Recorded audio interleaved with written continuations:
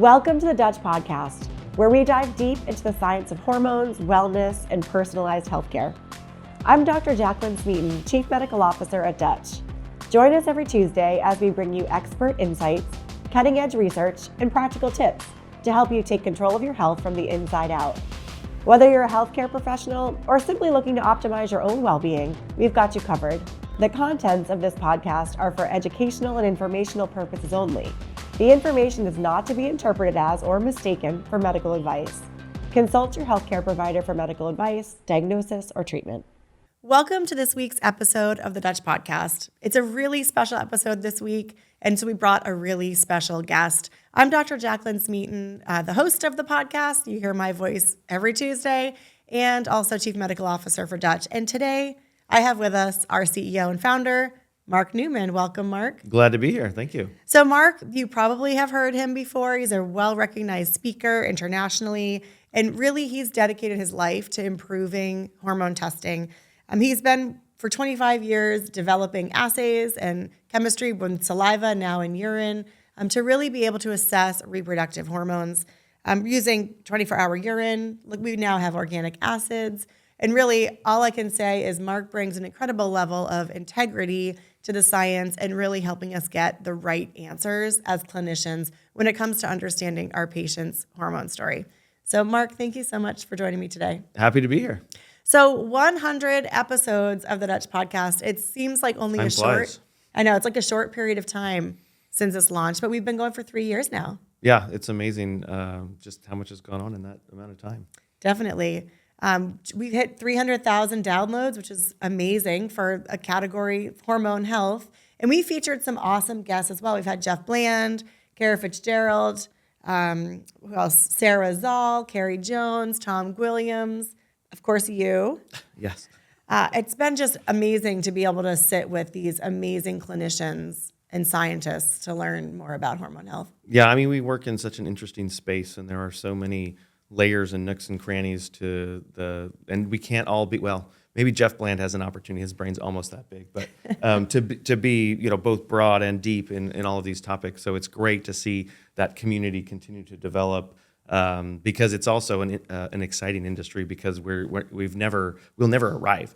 There are just so many things. I mean, today we're talking about new publications reshaping our understanding of, certain topics as it relates to HRT and monitoring and all those things. So it's a fun time and a fun industry and a fun community to be a part of. Yeah, I think that's one thing that really stands out to me is the passion of the providers and our community. And, it's cool because Dutch is very aligned with that. Like, I think one thing I love about being a part of the Dutch family is just feeling like there is incredible integrity and purpose in serving women. And of course, we know research on women's health is so far behind so many other conditions. So being a piece of that feels good, but I think our providers feel that too.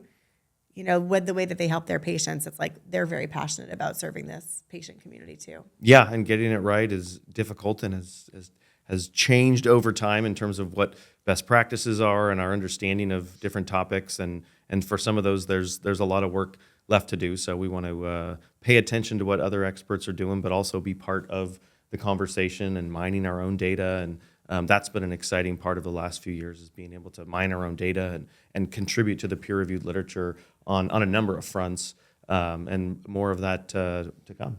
Yeah, and I do want to spend a lot of time today talking a little bit about the emerging science that we are doing within in-house, but also what's happening in the community, because there are some things that are really notable. This is a meaty episode, but if you're a Dutch user today, you're going to want to listen because you're going to want to understand more about the science behind some upcoming changes we're making to the report.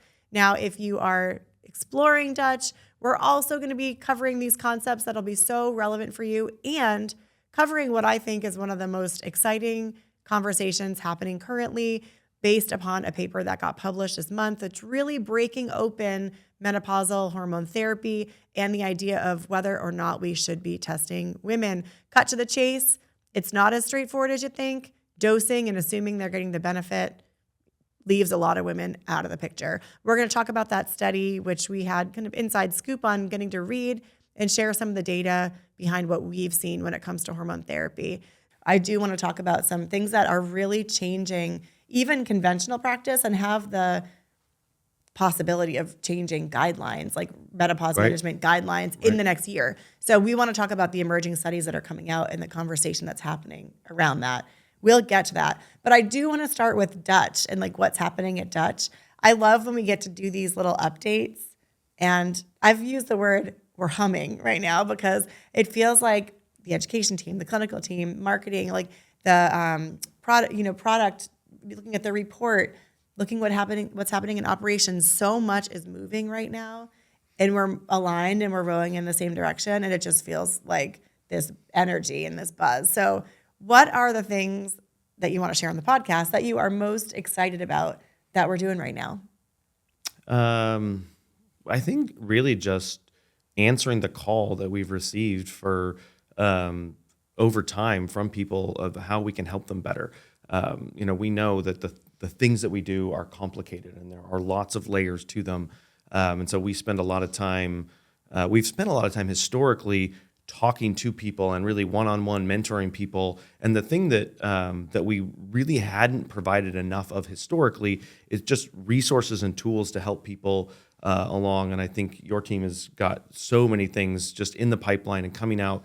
Our perimenopause course, for example, is something there where we took a look and said, hey, this is something that is our most prevalent reason why people do the Dutch test. And then when you look out in functional medicine space or any space, there just isn't a lot of education on, there's so many women going to doctors in this phase of life saying, hey, can you help me? And they're saying, well, yeah, I can try. But they're not educated well because there just isn't much out there. And the literature is unique and the research is unique for that group, compared to the fertility, reproductive, stage of life, or compared to menopause when, you're done cycling and into HRT. There's been a lot of emphasis on that. But so that's one thing that you're well aware of because your team's been working so hard on it. Yeah. Will be out in a couple of months that we're super excited about. For me personally, my passion project has been twofold. And one of the things that we've talked about amongst our team is simplification. Is we've got this complex, in-depth thing, but on two different phases of what we do, we haven't, as of now, simplified things enough. And that is one, just the collection process itself. There are just a few practical things that we haven't streamlined enough for people in terms of what do we do with fluid intake? What do we do with coffee intake? What do we do with avoiding avocados and some of these things that I think when we developed the test was more of an ideal setting in terms of the data, but not quite enough practical allowances for people in terms of their normal lives without making any compromises to the data that we're capturing. So in the fall, we're going to be revamping and relaunching the kits themselves so that the patient experience itself is just simplified. That's one side of things. Yep. And we're doing a lot with simplification across the building. I think that, when we look at Dutch, it's the dried urine test for comprehensive hormones. And what we want that to be the C to also mean is like clarity and comprehensive. right. But certainly not confusing. So we want to make sure we're like looking at all the different ways we can simplify. The one about food avoidance is an interesting piece because most of the time the avoidance of foods is related to specific oat markers, which are not the primary reason most people are ordering the Dutch test. It's like the cherry on top. Right. And our team, the clinical team, is really passionate about this. In fact, we had some docs that went into the literature without being asked to really say which are the strongest correlation. And then I don't even think we've told you this, but we've been testing it in our team where, the docs will send a sample in and then like eat a bunch of bananas and send a sample in just to see what the outcome is. And, that's an N of one. But when you get a couple people, they're very opinionated on how we can simplify it. And those types of things, again, the easier we can make collection for patients, the easier we make it for our providers too. Right, absolutely. And then, the other thing as you sort of alluded to, is we don't want Dutch to stand for the dried urine test for confusing hormones. And so we've really taken a huge effort to reduce, the words we've used a lot is reduce the cognitive load. And I think when we made when we first designed the test, there was a certain mentality of doing that, but what we didn't do is make it easy enough to read in terms of just the flow and how to easily extract the most relevant information. But additionally, it's been 13 years and the literature has changed and our understanding has changed in terms of some of the analytes that we've had for a very long time buried on page 2 in those tables. You know which one I'm talking about, we need to do a better job of pulling those forward because the research that says, hey, this is a really relevant marker for a woman's status as it relates to androgens, a lot of that research has come out over the last 10 years. And so in response to that, we want to pull the most leverageable information forward, but also to display it in a way that just makes it easier for doctors to get to leverage as much information as they can out of the Dutch test, while also being able to read through it and find those problem points very quickly and efficiently. And so we've got 2 rounds of changes that we're planning on for the report. The second of which we might be a little bit vague at this point until we get a little closer. But in May, we will be making some significant changes to the look and feel of the report, and as well as the layout in terms of where some of those really critical, sort of newly discovered in terms of their meaning, metabolites and just how those all sit in the report itself. Yeah, I want to talk about those because they're really, I think, going to level up people's understanding in a couple of areas. So the marker you're talking about, well, I'll just start by saying I had a podcast with Mohit Kara a couple of weeks ago. He's like top of his field urologist at Baylor. So smart, knows functional medicine. And when we started talking about this urine metabolite, you know, he was like, can you send me the white paper when it's done? You know, there's so much excitement around it. And that felt amazing because we are part of like really pushing science forward in this way. And not a lot of groups are looking at urine metabolites. So for us to be able to look at the data, look at what's being published on a small scale, and then dive into our data where we have tens of thousands of samples to look at, right, you can publish really meaningful studies. So anyway, I want to talk about that analyte and kind of prime people because I think we are going to start to expose all of our listeners and our providers to this science so they can really better leverage. And what we're talking about mostly is female androgens and the marker for 5-alpha androstenediol. Yeah, and I think there's relevance there for the men as well, but for the women, the literature is rich. So can we start with like what sparked this idea to bring that forward on the report? Yeah, the research really, as you mentioned, there's good research on urine metabolites, but it's just not done conventionally. So it's just sort of off the radar of a lot of providers. And what it is essentially is it's the best way to ask the question, how much intracellular DHT am I making? So if I have testosterone, that's good because testosterone does what it does as long as we don't have too much. And at the cellular level, it's hitting the androgen receptor.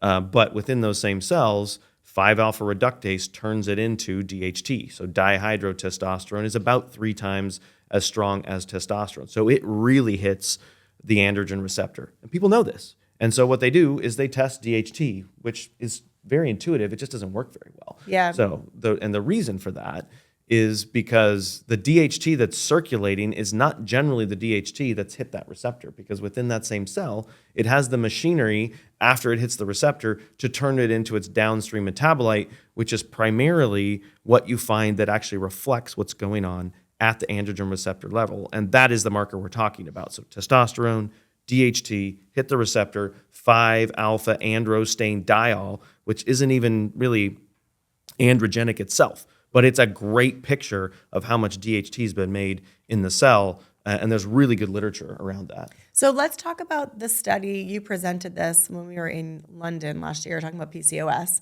because there was a really interesting study in women with and without PCOS, right, where they measured androgens and androgen metabolites. And talk us through what the findings of that study were in regards to 5-alpha andro. Yeah, so you've got PCOS women and not, and so it's relevant for PCOS women. But I think you can also think of it as the PCOS group as sort of a surrogate for women with high androgen symptoms, particularly with PCOS being such a difficult diagnosis. I mean, it's this amorphous group of sorts, but we know it's characteristic of having high androgens and high androgen symptoms. So what they did in that study is they looked at all of these metabolites, many of which are hard to pronounce, that we have on the Dutch test, androsterone, etiocalanolone, and testosterone, and dihydrotestosterone, and then androstenediol. And so when they look at those, what's really, really interesting is, not surprisingly, all of those androgen metabolites are higher in the PCOS group. But when you look at them, there's overlap between the PCOS group and the controls, which is totally normal for some condition like that. But the one exception to that is androstenediol, that if you look at the 25th to 75th percentile ranges that they gave for the healthy controls and the PCOS women, there's actually a very sizable gap between them, meaning the people that have PCOS are in a completely different sort of state as it relates to that marker. And you could explain better than I can in terms of what's going on there as far as the insulin driving PCOS, pushing 5-alpha, and then making lots of DHT right at that cellular level. So then let's measure DHT. Well, they did, but the DHT is only slightly offset PCOS versus controls, but it's that metabolite that's made after it hits the receptor that is so well separated and differentiating between the healthy controls and the PCOS group. Yeah, it's exciting. And we've had 5-alpha andro reported on the test for men and women. Hiding there. But it's been hiding in the table. And Right. unless you've had consultations with our clinical team where you've talked about high androgen symptoms in a patient, you probably haven't taken a second look at it. But this study really, I mean, it's amazing because as a clinician, especially because PCOS is so difficult to diagnose. I'm using that as an example, but like you said, there's a lot of other times where this is a relevant marker. But probably, the highest relevance or applicability in PCOS, when you measure something like DHEA sulfate, there's a very broad normal range. Right. And within that normal range, you're like, meh, little high, could be normal, could be PCOS. And most androgen markers are like that. Like you said, there's an overlap in the reference range. So there is a window where it could be just the high end of normal, or it could be the low end of abnormal.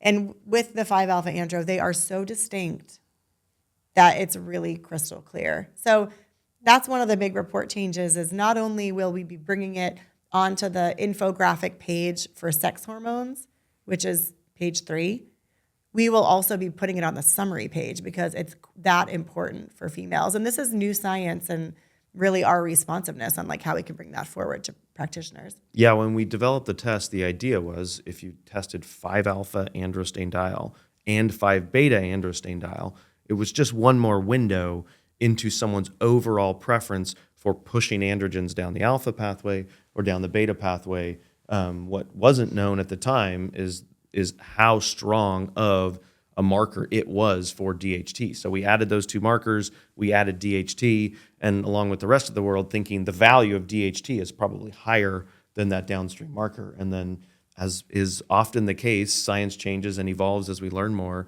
And it turns out that marker, I'm really glad that we included it, and now we can feature it more as it should be. Yeah, we've been testing this and looking at this for a long time. But our team, we've went through 2,000 reports in the last 2 weeks. Our clinical team looking at this, and there's so many examples where testosterone and DHEA, total DHEA and DHEA sulfate look normal, but the 5-alpha andro is really elevated, and that correlates with patient symptoms. So I think practitioners are going to find let's just call it the elevation or unveiling of our metabolite that's always been there. Putting it in the spotlight, I think, is going to really improve your ability to find out more about why your patient has hirsutism or, hair loss or whatever they're dealing with. Right, absolutely. And that's why we have a team that stays on top of the literature, because as it changes, we need to pivot and make sure that we're bringing forward the most leverageable information. Yeah. So if you're listening now, you actually have this marker on the Dutch test and you can look at it. It's on the table page that we report sex hormones. You're going to see it brought forward in the infographic in another month or two when that goes live. So, and we also will be putting out a lot of additional androgen information. It's a really good opportunity for us to re-educate on androgens. We spend a lot of time talking about estrogen and progesterone, cortisol. But this is a really good opportunity. So we have a whole white paper that will be published, really providing a scientific update on where we're at with the state of androgens. Yeah, absolutely. And it's, falls right in and is dependent on the rest of that information. If it's high, you want to ask yourself, am I making too much DHEA that's flowing down here? Or is my metabolism pushing down the alpha and not the beta pathway? Like, it can be a production issue, it can be a metabolism issue, and then the solutions that you reach for might be different depending on the overall picture. But that marker itself is actually a pretty good place to start when it comes to a patient who's struggling with symptoms related to androgens. Yeah. Now, our other big scientific change coming out on the report is a more prominent view into cortisol clearance rate. Can you talk a little bit about why this is something that you are passionate about? Yeah, it's been staring at us all this time as a concept in our report. Quite frankly, it was the single reason why the test was developed, is digging into the data and asking the question, why do people with larger or bigger BMIs not have more free cortisol? Like, what's the deal with that? So this was back in my previous life when I was doing a lot of saliva testing, and we had really successful clients that were drawing a connection between weight gain and free cortisol. But the literature doesn't support that connection. Like, there isn't a connection between, if you look at big enough data sets, there's actually a very slightly negative correlation between someone getting heavier and what happens to their free cortisol. Now, that's as a population. Of course, buried within those populations are people who are hypocortisol, hypercortisol, Right. or whatever. But as a class of people, your free cortisol levels don't tend to change much as you go from 150 to 250 to 350. But what does change a lot, and the sort of discovery of that for me, is what led to, like, why don't we build a testing model where we can look at free cortisol and the metabolites, is because the metabolites climb with, as you go from 150 to 250 to 350 and you get more adipose tissue, this is not that well laid out in the literature of how this actually happens. But my best understanding is if you have this basically separate organ of adipose around your waist, it's going to sequester cortisol. And then somehow, which is not entirely clear, that ends up in the toilet as a cortisol metabolite. So I'm sequestering cortisol, my adrenal gland's like, fine, I'll make a little bit more and a little bit more. And so you end up with the free cortisol pattern that is fairly unremarkable as a class of people. But the metabolites get bigger and bigger in terms of their concentration as you get heavier. And then, of course, there are other reasons why your clearance of cortisol, that we talk about a lot, why it gets abnormal, whether it's thyroid or whatever. But what is the actual rate of cortisol clearance? We're asking people to stare at the picture and sort of do math in their head. And so that's been kind of a big ask for people, and it's a little bit nuanced. And so what we've done is just added to the test an index that takes into account all of the cortisol metabolites and all of the free cortisol, and the difference between those in a relative sense is your relative rate of how much you're clearing that cortisol out via metabolites. And if that's abnormal, it's really relevant to your overall cortisol story. And I think if we step it back a bit, if you're new to understanding this cortisol story, we look at metabolized cortisol as our primary means to ask the question, how much are the adrenal glands Right. producing in a day? Because that's going to be, excreted through the urine, whereas the 24-hour free cortisol is really the cortisol that's having an activity Right. in the other, it's affecting all of our cells across all of our body systems. It's what you measure on the diurnal curve. We show a total as well. So both of those are really important. And when you look at just the diurnal pattern, which is what I was trained to do as a clinician, and you only have to measure that and look at that, you really can miss what's happening with a patient who is really not making much cortisol, or on the other end, making so much. Right. Yeah. One of the early cases of this that was laid out in the literature was anorexia, which is, you can find a paper that says, hey, if you're anorexic, you make more cortisol. But then when you look at the paper, what they found was salivary cortisol was higher. So the statement, they make more cortisol, is not necessarily true. In that sense, what our industry had been doing for a long time is look at the free cortisol, which is only about 2% of the total, and then assuming and guessing that it also reflects your overall production. But like in the case of anorexia, what happens is because of that particular condition, you really slow down cortisol clearance. So the cortisol metabolites in that group of people are half. The free cortisol is higher, and that picture tells you, oh, I'm not able to clear my cortisol, which has to do with that particular condition and what's going on with dysfunction within the body. And so the picture is more nuanced. The picture is you have high and a lot of free available cortisol because you're not able to clear it. And so in that sense, cortisol is a three-dimensional picture. It's diurnal free pattern, which is the most important information, and then total production. And you're really just guessing if you're only looking at two of those dimensions. And that, again, was the main driver behind the development of the Dutch test in its infancy, was the desire to have more data around those types of stories. Yeah. And so now you can see that on the report qualitatively Right. by comparing 24-hour free cortisol and cortisol metabolite, or we call it metabolized Yeah, and- cortisol. You can kind of get an idea by, are the arrows pointing in the same direction, toward each other, away from each other? But now we're actually calculating that. And there's instances, we saw one in a report yesterday, for example, where it was surprising the cortisol clearance rate was low because both of the free and metabolized cortisol were like pressing as high as we can report on the dials. Gotcha.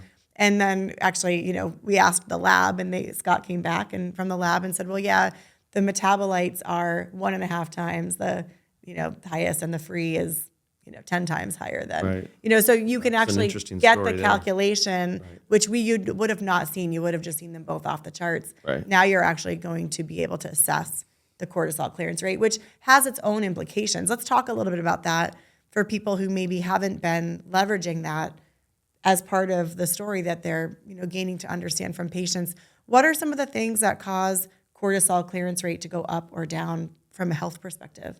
The most common in terms of when it's high, meaning my metabolites are much higher than my free cortisol, as we talked about, obesity, having a lot of adipose tissue, systematically creates that look in the average person. So that's the most common in terms of excessive clearance. But you can also see it in the chronic fatigue literature implies that happens in those people, but it's probably only a fraction of those people. But if you think about this story, if you live a life for decades of lots of stress, high stress, your body is seeing cortisol over and over and over again. So in some of those cases, and we've seen some interesting cases of this also with glucocorticoid exposure. I can think of a particular woman who had some skin disease where she was putting on glucocorticoids of some sort, like for decades. Topically? But all that exposure for Right. decades resulted in elevated cortisol clearance. Now, that's an N of 1. I can't prove that's why, but it makes sense that if you show your body cortisol over and over and over again, that your body is going to adjust in terms of its clearance rate. So, and in the chronic fatigue literature, you can see that where the free cortisol is lower in chronic fatigue, but the story doesn't end there.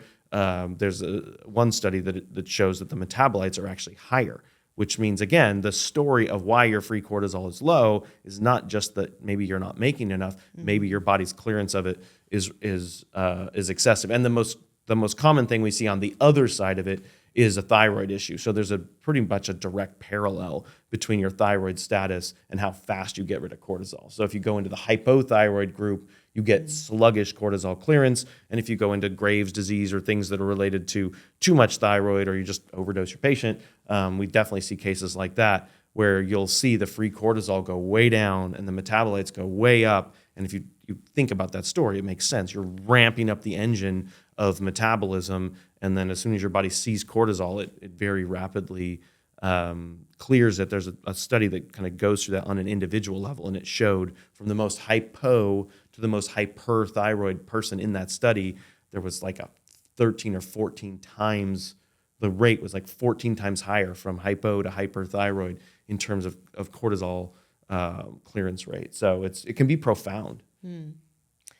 Well, so there's a lot coming on the report. These are scientific concepts we've always taught, and we have learnings on 5-alpha andro and on cortisol clearance rate in existing materials. So if these are things that feel new to you, I encourage you to go to the website, log into the portal, if you're a practitioner. And you can check out our interpretive guide, which covers these concepts really, really well. And on the website, we have a lot of other materials, webinars, Absolutely. blogs, videos that teach these concepts. So this has been a great primer. I think it's a good reminder for us just how much utility you can get out of the Dutch test with things that you probably look at all the time, but maybe don't get all the information extracted out of it that could benefit your patient. So Yeah, and that's really the one of my passions right now is making the report tell that story in an easier fashion for people to extract that information, because we have a wonderful team that helps people with that. But that's another thing that we need to do for our clients, is continue to evolve the storytelling capabilities of the report itself. And so we've got some more changes coming later this year, but we don't want to tease that too much. But I'm really excited about that, because I do think people are going to find it much easier to extract the right information from our test as we move forward. Yeah, and these changes are anticipated to be launched in May. So you'll see them soon. We're just wrapping things up. Another big change that's probably worth noting is the changes we're making to the comment section at the back of the report. Maybe let's speak about that generally. There's pages and pages of interpretation support printed at the back of the report right now. And generally we've bolded the comments that are specific to your patients, but there's a lot of information that's just background information. But along with this report update, we'll be launching like a quick start guide, which is how to read the Dutch test, how to move through it, what to look at first, and a little bit about what those things mean. And then we also have other materials available now, like the Interp guide, that are even more in depth. So we're essentially going to be trimming up those back pages, streamlining it to the highlights that are specific to the patient, and instead giving you other resources to look at that you could look at in tandem. So I think it's going to really help patients see the main points that they should be taking home. And I would say for providers too, who are newer to Dutch testing, rather than feeling like they have to read through all of this, it's going to really be highlighting the areas that they need to dig deeper into for their specific patients. So that's another change that'll be happening in May. I think that's going to be a big improvement that we actually haven't talked about that much, Right. but I think providers and patients alike are going to find that really helpful. Yeah, the comments can be dense, and then the truth of the matter is that the subject matter goes even deeper than that. That's and that's right. what's really nice about the Interp guide, is it's organized really well. So yeah, there probably aren't too many that want to sit down and read it like front to back, although we love you if that's you. But for most people, to be able to find the topic that's relevant today and then have it laid out in an orderly fashion, but also in layers, so that on some of those, when you do need to go deep and really understand something for a particular patient, or because your area of expertise is really wrapped around a particular topic that the Dutch test hits really well, then we have those sort of different layers of depth that people can dig into. Yeah, and I mean, we launched the interpretive guide. It's been 2 years now, which is mind-blowing. And if you haven't checked out this resource, it's really worth your time, because I've never seen anything like it. I mean, the amount of time and effort, it's almost 200 pages. And like you said, we built it to not be read cover to cover. You'll learn a lot. It's like an endocrinology course, 3 levels deep. It's amazing. However, we really built it more as a choose your own adventure guide, is how I would describe it, where, it's formatted where you pick your patient type. Are you working with a cycling female, postmenopausal female, or male? And then from there, you turn to that section, and then you pick the hormone of interest. Right. Let's say it's estradiol. Then you have, is it high, is it low, is it normal? So out of this huge book, you actually are picking exactly the information that you need to understand for your specific patient case. So if you haven't used this, we offer it for free in the portal.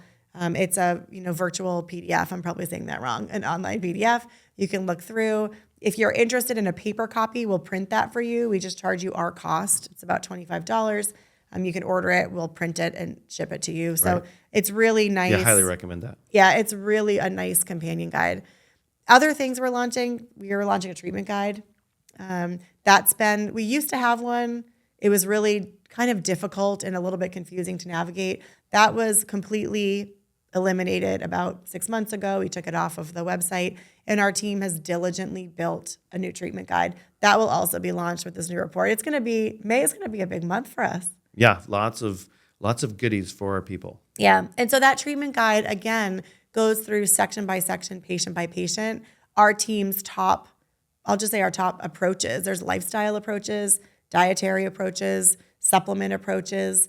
And really, it's going to help you build out treatment plans so much more effectively. We intentionally didn't put that in the interpretation guide. And as a lab, I think fundamentally, we think we should help you understand what's happening with your patient. You, the clinician, who has so much more information about your patient's symptoms and background and risks and contraindications, you build the treatment plan. We don't want to do that for you. But these at least provide you with a list of our favorite options of what we would do if it was our patient, for you to then look at and then go do the research to figure out which are best. Yeah, no, I think people are going to really appreciate that as a tool. And that's really something that we're doing a lot of this year, just arming people with tools to better leverage our testing. Mm-hmm. So I want to talk, you mentioned briefly that we're launching a perimenopause course.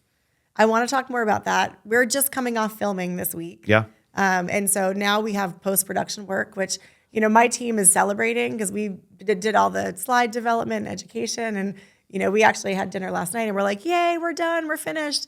And the poor marketing team is like, we're just getting started. The migraine has shifted from clinical to marketing. Yeah. It has. And they have put in a lot of work, marketing too, to get us to having a beautiful recording session. But this is an area, like you said, there's white space when it comes to education. No one is teaching practitioners how to help women in perimenopause. And you have this consumer upswell of perimenopausal women, I'll raise my hand, entering that phase right now, that we want help. We want to know what's happening. And I don't know, there's just a lot of guessing right now. And like you'd mentioned, there's a lot of data in literature, but it's sparse. It's spread out everywhere. There's no guidelines for it. You don't have, the Menopause Society hasn't put out guidelines on perimenopause. It's just this big gray area right now. Yeah, I think people are just forced to say, here's what we know and think is true about cycling fertile young women, and here's what we're pretty sure today is true, which is a story that continues to evolve as well, about women who are completely done cycling and are menopausal and need this and this hormone and this, sort of care. And then, in this Venn diagram or whatever, there's this group they're sort of forgotten, and it's a good chunk of time, and it's a lot of women, and it comes at a time in life that's usually difficult because you've got, heaven help us all, teenagers, And, I know you can relate. Yeah, and all of that, right? And so, yes, perimenopause is about estrogen and progesterone, but it's also a time when, if you've got a family business, you're probably in the second or third decade of it. Or if you've got teenagers, you're right in the thick of things. So you're going to have parents. I mean, there's so much that hits at this time. Oh, absolutely. Yeah. So you're going to have also this HPA axis overlay that's been strained potentially for a long time. And a lot of times people that are young and healthy and just put their pedal to the metal and go, hey, resilience, but they're not taking care of themselves. And so it really becomes, I think, this fragile time of life that we want to get right. And you're absolutely right. There's just not a lot out there on the specifics of how do we treat women in that phase of life uniquely so that they can thrive at a time when you're shooting at a moving target. Because whatever's true of them today is going to be very different next month, next year, and for sure in a few years. And if you wait and don't address those things until you get on the other side of it, you're going to miss some opportunities for health and wellness and just avoiding things that are avoidable. Yeah, I want to share a bit about the course because I think the team did such an expert job crafting it. Because like you'd said, in perimenopause, it's a really difficult time to test. Let's just start with that. Because women want to know, they want to be evaluated. They're asking for their hormones to be evaluated. But us as providers know that estradiole's up and down, cycle to cycle, it could be low, it could be even higher than it was in your reproductive prime. It could be somewhere in the middle. Progesterone does take this kind of more predictable downward slope over time. But lab testing, you could argue that it's really not as helpful in perimenopause because, like you said, you could test again and have it be totally different. So we really started with symptoms and presentation, looking at the literature, because there have been categories and a timeline of moving from reproductive prime through postmenopause and actual stages of perimenopause. So we start by teaching providers how to identify what stage their patient is in based upon menstrual cycle changes and symptoms. And that's where you start. We do talk about lab testing. We talk about serum testing, not just hormonal, but what else might you be looking at during that time? And then really what was so interesting, because like you said, perimenopause is the top reason why people order a Dutch test. That's our biggest population when we survey our practitioners. So we did look at Dutch testing and look at what do you get out of using a Dutch Plus or a Dutch Complete, and what do you get out of using a cycle map. And then we started to look at our data internally, and we were able to identify the patterns that we saw over and over again, particularly on a cycle map in the different stages. So we kind of took the clinical literature that's been published externally, looked at our own data of perimenopausal females, and were able to start to put some predictable patterns on the cycle map in alignment with what the research has shown for the different reproductive stages. And that is, I think, a complete game changer. Yeah, it's difficult. But I think to give up on testing in that phase is to miss some really important things about a woman. If you have low progesterone because you ovulated, but you don't make enough progesterone, that's noteworthy. But if you're anovulatory and you're not making any progesterone, like that's a bit of a different story. And if your estrogen is high today, it might be low tomorrow. But if your phase 1 metabolism and your methylation is off, then when your estrogen goes up, it's going to be exacerbated. And are those things that we can we have interventional treatments for and all of that, but you got to know. And if your cortisol is going crazy at the same time, good luck managing those symptoms. So, and then of course the androgens are going to act as your reservoir for estrogen as your ovaries give way, right? So like all of these things, as you're trying to just tell her story, are really relevant, even though you also don't want to blindly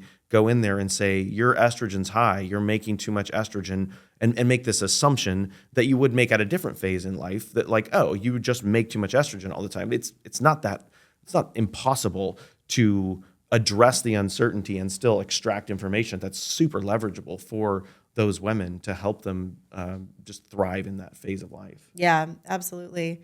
So we cover the testing in the course, and then we also cover treatment. And I'm excited about this as well because this is the first education I've seen that really looks at comprehensive. We have a guest lecturer, Pippa Campbell. She's a nutritionist in the UK, works with a ton of perimenopausal women. She teaches about lifestyle factors, so diet predominantly, lifestyle. We talk about weight training. Then we talk about the supplements and nutrients that can help. And then our last 2 modules are all about hormone therapy in perimenopause, which this is another area I wanted to get your opinion on. Like, we don't have any guidance on it, but associations don't say that you shouldn't do it. Right. They just don't say that you should with guidelines either. Again, it's this kind of gray zone.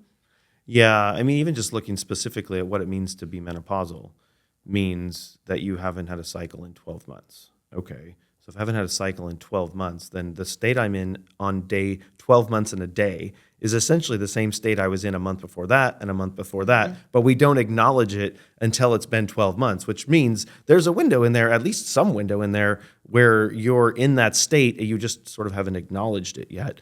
So that it's maybe there are different uncertainties in those women in terms of whether it makes sense to use some estrogen. And certainly the progesterone depends on the person and the individual case. But I think for the well-being and long-term trajectory of their health, it makes sense to address those things. And it's just a little bit more complicated, and all the more reason to have a course on where we stand now. And I'm sure if we do a perimenopausal course in 2035, there'll be some other things that we'll uncover and know. But I think that this is such a great picture for people of where we stand now in terms of what the literature says of how we can well support those women with both testing and lifestyle and nutraceuticals and at times hormone replacement therapy when it's needed. And I think I think our doctors will do a much better job of handling those. The thing is, with those women, they're out there finding someone to help them, right? And so the allopathic story that we hope that women are sometimes able to avoid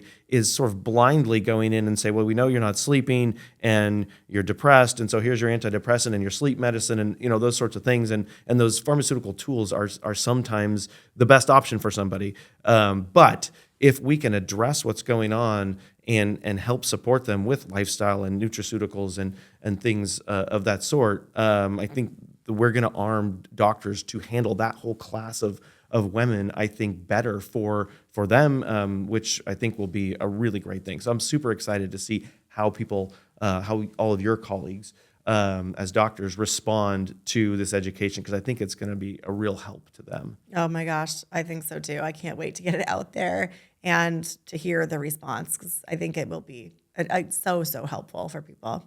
So we're going long on this podcast, but I did tease up like a kind of a more current event piece of research, and I don't want to leave the podcast without talking about it today, which is that this past month, pretty large study was published that's really, I'm seeing OB-GYNs on social. Even Mary Claire Haver posted this clip talking about, should we reconsider guidelines on testing women in menopause when they're on hormone therapy, specifically with transdermal estradiol. So we actually kind of got inside scoop with this paper as soon as it was published. It echoes other publications that we're aware of, that we know of, that we've leveraged in our own education around testing. But let's start with the paper and what it found. Yeah, it's a really interesting paper because it addresses a couple of issues. It gets into some topics that are controversial, both within the functional medicine space and the allopathic medicine space, and just sort of women's health and menopause at large. But one of the things that's just fundamental that it addresses is the fact that when women take estrogen, they don't all respond the same.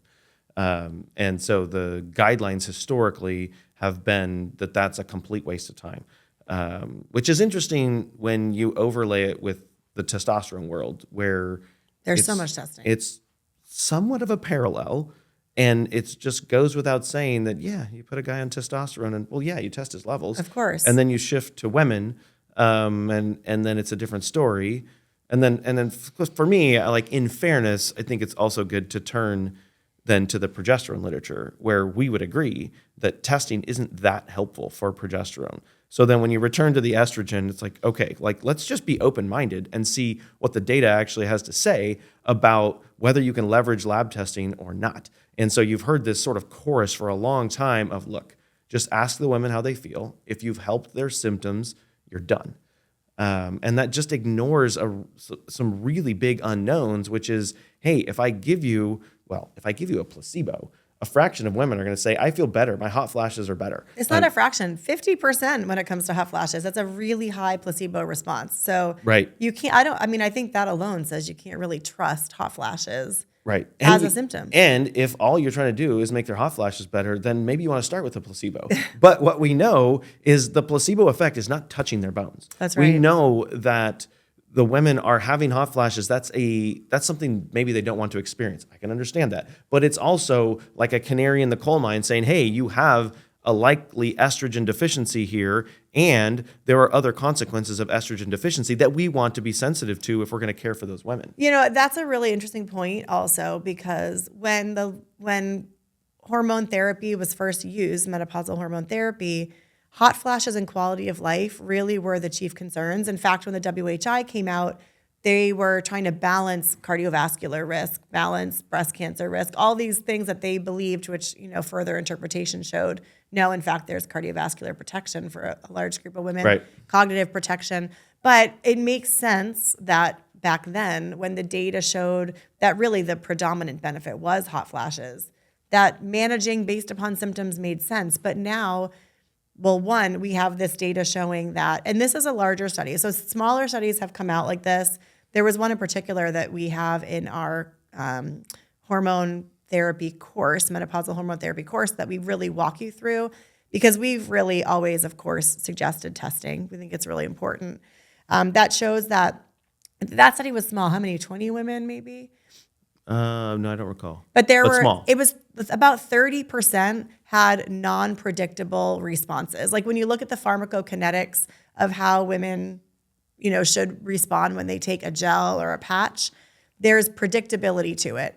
And everyone just assumes every woman is the same. But what that study found was that some women actually have a huge response on a gel, but nothing to a patch, or a huge response to a patch, but nothing to a gel, or they didn't reach the therapeutic level that was expected. There were so many variations, and it was about 30% of the women in that study, if I remember correctly. I'll put all the papers. We'll make sure we link in the show notes because I think you might like to look at those. And then we'll also post, because you can get it's open access. You can read the full text of this new paper, which was 1,500 women in the UK, or was it 2,500? It was large. It was huge, like so much more than 20. So you could really see trends. You could see significance. And they found the same. It was a large number, an impactful number, like 1 in 5 that were not responding as predicted. But they found ones that were like much, much, much lower than needed to achieve bone protection, or some women were higher. But the point was there was variability. And it was so much so that it really begs the question, now that there are so many reasons women go on menopausal hormone therapy that are not hot flashes, Right. now it's like if you can't monitor it based upon patient reports, we really need to be monitoring some other way. Right. Well, and part of the reason that people have not been in favor of monitoring is for a different type of variability. So you have woman A and woman B. One absorbs very high, one doesn't. You want to know that, right? The other type of variability you have, but particularly with gels or creams, is that there's variability throughout the day. And that can even be problematic with patches depending on the type of patch. And so that's where I think that was sort of like the nail in the coffin of people giving up on testing is if we're just trying to address hot flashes and the numbers are variable throughout the day anyway, why would we test? And that's where we feel like the urine test is a really nice tool, because it's going to integrate the area under the curve, if you will. It's going to represent a large amount of time. So if you have, and in this older study that we reference a lot by Jarvinen, you can see individual women that if you have your little target range you're shooting for, that one woman was outside the range, in the range, below the range, in the range again, above the range. It's like, well, which one of these values do you want? What matters? It's totally fair to say, I don't want any of those values because it doesn't tell me the overall levels. I'm not going to test serum 6 times. That's where a urine test can be helpful to say, hey, in terms of absorption overall throughout the day, the difference between one woman and another is super relevant for if you're trying to achieve a goal that has something to do with bone mineral density and those types of things that, again, aren't going to be impacted significantly by placebo. That information is as relevant for a woman as the testosterone information is for a man. And with testosterone, if the serum levels went up and down super fast, they'd probably be having similar conversations, but it just so happens that those are steady, gentle curves in serum. And so the serum works relatively well. Yes, it has some downsides, but it works relatively well. When you move to the estrogen, we think the Dutch test is a really good tool to ask the question, how much estrogen is my patient absorbing? And then what we love about the Dutch test is you've got like 40 other questions you can ask about metabolism and other things while you're at it. Yeah, I mean, this is a point that I want to drive home because I think a lot of practitioners aren't aware of like the challenges of serum testing when women are on transdermal hormones. Now, the biggest challenge is that the pharmacokinetics are fast. Like most of it will be out of the body in 6 hours or 8 hours. And that doesn't mean that they're not getting the benefit from it, because once it binds to receptors, there's like downstream intracellular activity that persists, but it clears the bloodstream fast. So if you have a woman applying a gel or a cream at night before bed, by the time they go in for testing in the morning, it's pretty much going to be at baseline. And the like small amounts above baseline that you might measure, they're really not meaningful. Like you said, the area under the curve, that total exposure is what you really want to see. And you can't see that with serum. Yeah.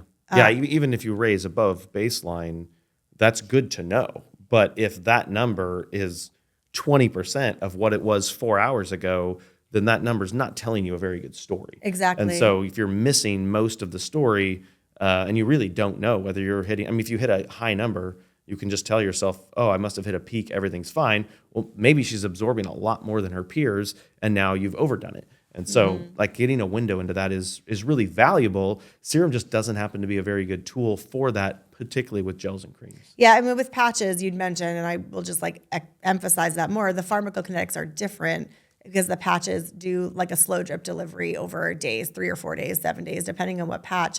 So if you measure in the middle of the patch, you can get a better estimation in serum compared to gels and creams.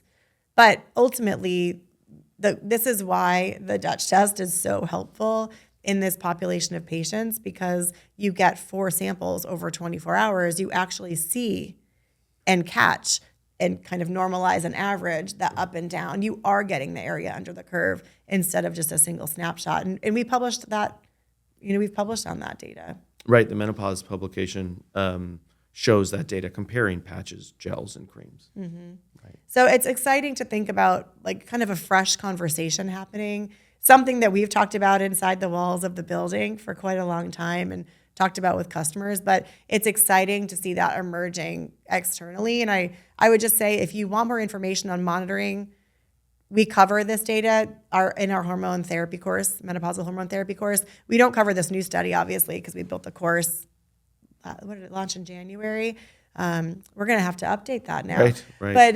But this story, this understanding around monitoring, if you want to learn more, even if you are a conventional provider listening who's maybe been closed to the idea of testing, but this is cracking things open for you. If you become a Dutch provider, you can get access to this course for free, and you can even just jump in and listen to that one lesson. I think it will really help you understand the literature around monitoring, because we've spent a lot of time on that. You have some YouTube videos too that we could direct people to on this as well. So there's so much information. This is like Mark's passion, Dutch's passion. So anyway, exciting to cover it. Yeah, the other thing that's worth mentioning when you're talking about HRT and patches and Dutch tests is we have a publication coming out very soon in menopause that shows women on estrogen patch therapy and then those women on estrogen patch therapy as well as DIM, looking at this sort of practical application of what happens when I give a woman a patch and I don't like that metabolism pattern. Well, the DIM is going to shift the metabolism pattern. We show that in the study. And what we also show is it doesn't just shift things, it pulls that estrogen level down because it's sort of opening up that 2-hydroxy drain to get rid of estrogen. And so it's effectively lowering that dose by about one sort of dose level in the average woman. It's different from individual to individual, but that's going to be really exciting data to have out there, as well as what do women look like who are on both estrogen therapy and nutraceutical support for estrogen metabolism. Yeah, we published last year a similar paper in BMC, Right. which was the effect of DIM on estrogen and estrogen metabolites in women who were not on hormone therapy. We're cycling. Yeah. Cycling females. Right. This is a postmenopausal women on estrogen therapy. And you might think it's counterintuitive. Why would you give DIM if someone's on estrogen therapy? Because DIM's known to lower estrogen. But in fact, it can have a benefit for some women who have estrogen metabolism patterns that are not Right. favorable. But you kind of got to know what you're doing. You got to know the impact it has on dosing. And there's not really been a paper that, to this magnitude that really looks at that. Right. There's been individual metabolites that have been studied, but not something that looks at the entire pattern. So it's going to be exciting to get that published. It's that'll been be soon. accepted. I think it's coming out maybe June or July. We haven't gotten a publication date on that. But exciting. So there's so much happening. Like I said, things are humming. I didn't expect our 100th podcast to be so meaty and scientific, but I should have known with you as a guest that we'd have great conversations around some really important topics. These are all things we will be talking more about in the future. In fact, we should probably break down and have separate episodes to really talk more about each of these really important topics. But thank you so much, Mark, for your stewardship. I think one thing I want to end on, which is something that I feel just really good about being a part at Precision Analytical, is that all of this stuff is moving. The business is growing. We have customers that love working with us. And really, I do feel like you've built a values-driven organization in a way that I've never seen before in other businesses. Can you share a little bit about that, like the core values and why that's so important and how that plays out as we grow into the future? Those are things we talk about a lot within our walls, but they're meant to extend beyond. But the process of they say you don't like pursue your core values, you discover your core values. So it was a process for us of sort of stepping back and looking at what's important to us and how we're behaving within our team, but also as it relates to our clients. So our core values are: we take care of our people, we are transparent, and we're always advancing. And those are three things that mean a lot to us, that we talk about a lot. We fail in them, and we course correct, and then we talk about that a lot. And those are things that are really important to us, of taking care of first the people that work for us, to make sure that they're healthy and well and thriving, and that we're doing as best we can to care for their well-being, so that they can take care of our providers and our patients that use our services. And that covers a lot of things, of just caring for them in the way our customer service and our teams operate as they relate to them, but also just people in the lab when they're every day dealing with just sample after sample after sample, of trying to keep them connected to the fact that this is an individual person with an individual story whose life is potentially about to change profoundly in a positive way. If we can be a part of that story, like, that really excites our team. And then transparency has always been a big thing for us, of just, there's a lot of, square peg, round hole sort of things when it comes to lab testing, of people trying to apply laboratory testing in every situation possible with a particular tool. And it's just not best practices. We know that the Dutch test is really, really good where it's really, really good. And there are also some circumstances where, if your patient's on oral estrogen and you want to check her estrogen levels, urine testing is not for you. Yes, it can help you look at your metabolism patterns, but in terms of dosing in that situation, we want to be, really transparent about both the pros and the weaknesses, or the areas where, if someone has some big kidney issue, using a test that uses spot urine is probably not the best idea unless you really know what you're doing, because it affects creatinine, and that's embedded in all of our tests and that sort of thing. So we want to be transparent within our walls and transparent with the market space, because more than anything, we want to be trusted. And that means a whole lot to us, and definitely more than the next sale that we might make, is being trusted by the providers that use us, the patients that trust their providers. And that's why we're so passionate about education, because even if we get our numbers right, if people aren't understanding it correctly, then the way it's applied to a patient might not be optimal. And so we feel a responsibility to our providers and to our patients to be transparent, and then to be providing more and more materials, and to stay on top of the literature. And all of that is where our passion is about. And that's why this is all we do, is we tell this hormone story, and we want to tell it as well as we can. And there are lots of layers to it, of doing it well, and that's something that we want to keep our focus on every day. Awesome. Well, I can't think of a better way to wrap today. Congrats, 100 Yes, and to you as well. You've Podcast. done more of them than I have, so good job. If you've enjoyed our podcast today, make sure you follow us wherever you're listening to podcasts and streaming your podcast. We launch a new podcast every Tuesday. Today, you got to hear from the founder. We talked about so much science. We also feature really amazing guests across functional medicine. Really looking forward to what this next year has in store for the podcast as well. So thank you so much for joining us, and we'll see you next week. If you're wanting to learn and really expand your expertise in hormones, you're not going to want to miss our podcast. So make sure you tune in each and every week for our new content.